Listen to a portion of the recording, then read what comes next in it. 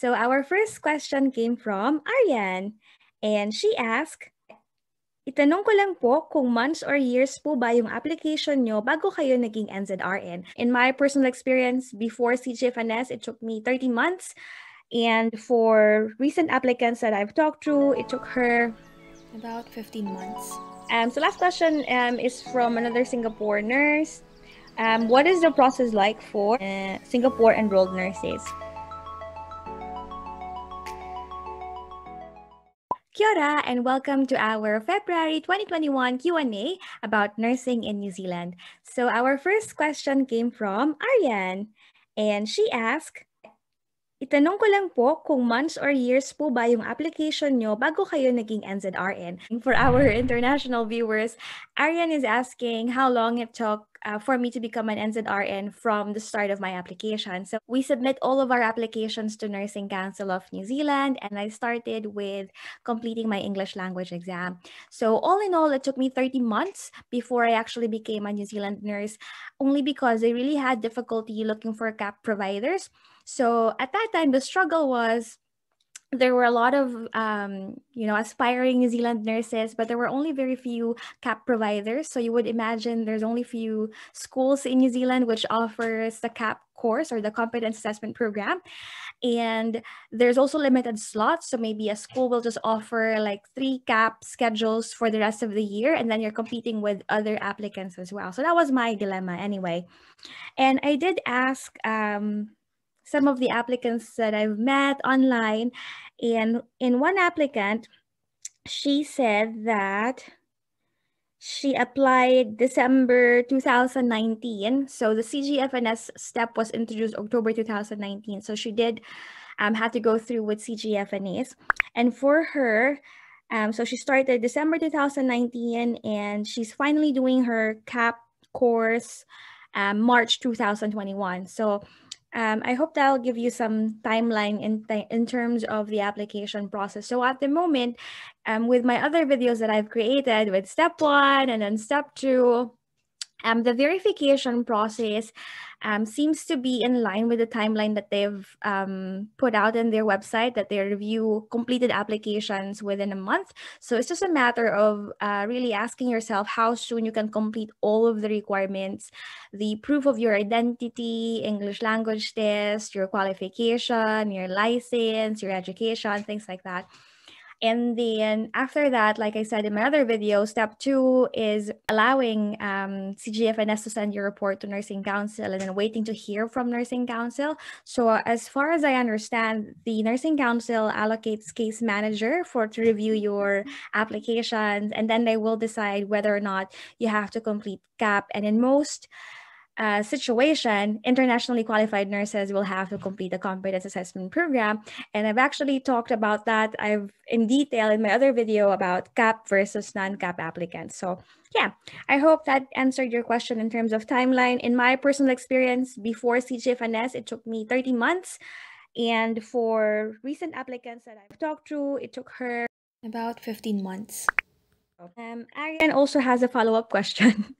May consultancy agency po bang tumulong sa inyo? So for our international viewers in the Philippines, it's very common to ask about agencies offering services like that.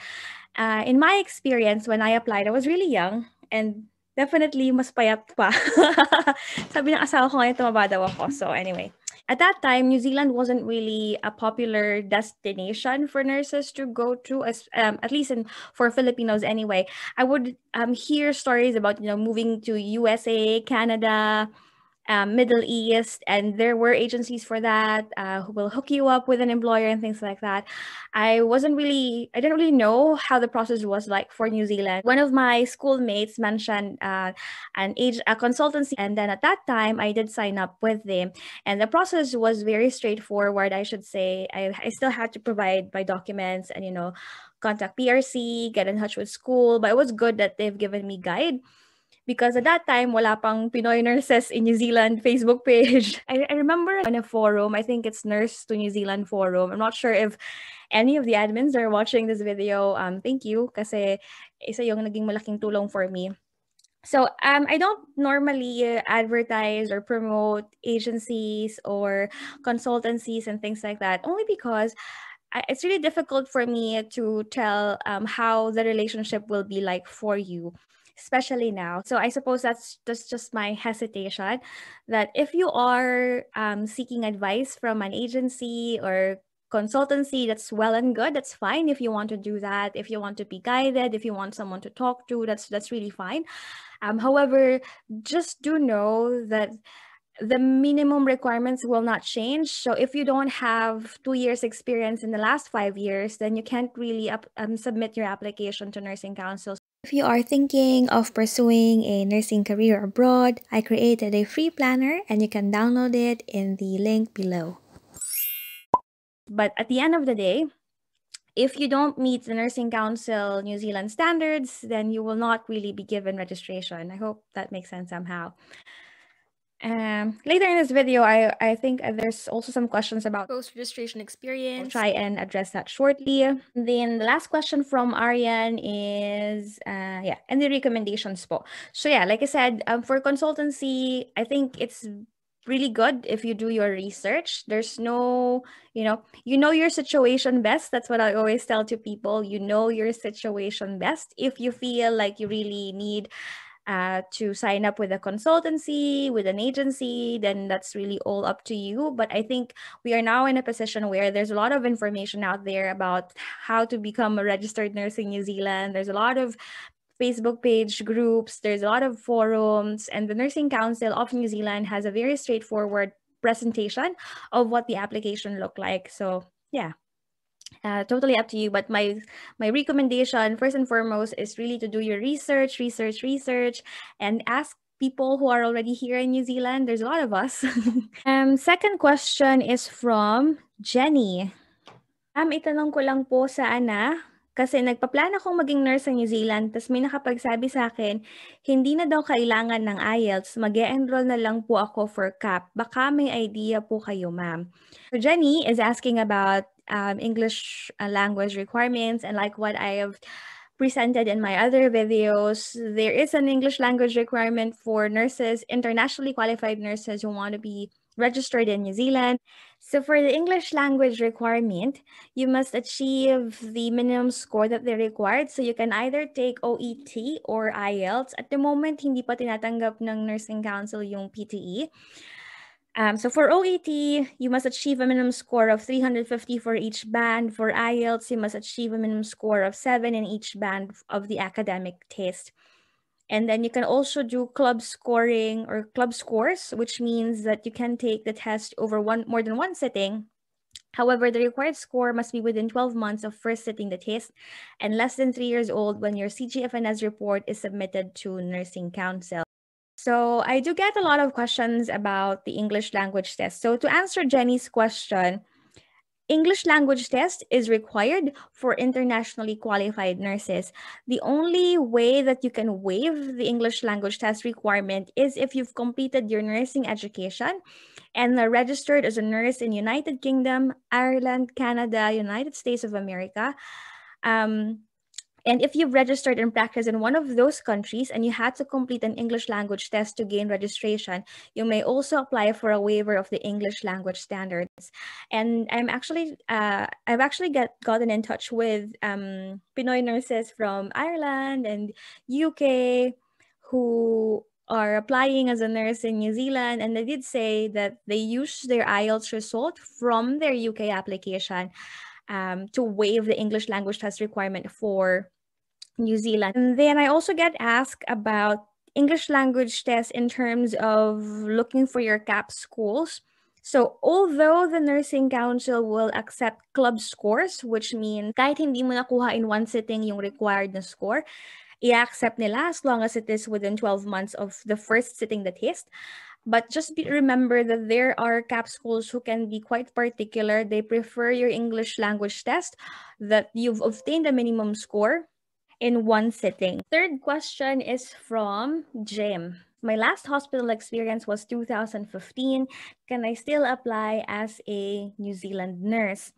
And if you go to the Nursing Council website, or if you are a member of our Facebook group, Notes by Veronica, I've also created summary points for you to look at about the Nursing Council standard requirements. And I think it's a good quick reference if you want to review the standard. In terms of registration experience, so Nursing Council specifically said that you must be able to provide evidence that you've practiced for at least 2 years, including 2,500 hours within the last 5 years, as defined by their scope of practice. So what will happen if you don't have recent experience, 2 years experience in the last 5 years? So based on the people that I have interviewed in the past, the Nursing Council actually offered them to complete a Bachelor's of Science in Nursing degree in New Zealand. The Bachelor's of Science in Nursing degree is for 3 years. And one of my friends said Nursing Council looked at her application and possibly credit some of her previous subjects, so she'll end up doing 2 years instead of 3. But it's case-to-case basis, because for other people that I've asked, the Nursing Council definitely said for them to complete your course. So it really depends, because you may not be in the financial position to actually study for another 3 years and pay the international tuition, because it is really, really expensive. And I also interviewed a Filipino who moved in New Zealand when she was a teenager. She studied Bachelor of Science in Nursing in New Zealand. So if you want to know her experience studying a 3-year course, BSN, here in New Zealand, then please watch that. I'll write the link up above, somewhere there, or down in the description box below. If you enjoy watching this video, then please don't forget to supplement, subscribe, like, and comment. Salamat po! And next question is from Charisse. IJ and May wanting to join Singapore nurse to New Zealand. Yay! So we do have a group chat of Singapore nurses wanting to move in New Zealand. We started this group chat last year. I think there were only like 3 or 4 of us, and now it's suddenly we have like 20 people in there. So yeah, it's really exciting because the applicants from last year are kind of helping the applicants for this year. So it's really good to see that they can share their experiences, their challenges. And if you are an a Singapore nurse wanting to become a nurse in New Zealand, just prepare your heart and your money. But really, I think the most challenging part that they are experiencing at the moment is really finding job after they get the New Zealand nurse license, because it's kind of difficult to secure a job, especially if you're applying offshore. So if you are applying outside of New Zealand, it can be really difficult, because you imagine you have to secure a place at the MIQ facilities, and then you have to pray that your employer will wait for you for the duration of the time that you're looking for MIQ slots. So it can be really challenging. But otherwise, the registration process itself is pretty straightforward. Most of the people I talked to actually the process for them was quite smooth. It's just the looking for the job part that can be really, really challenging. Speaking of looking for a job, last month, I asked the YouTube community and our Facebook group, Notes by Veronica, what you want to see next on my channel. And overwhelmingly, everyone said they want to hear more about applying for a job, obtaining their first job in New Zealand. So for the month of April, we'll talk about CV, cover letter, finding employment and health, and yeah, more about job hunting.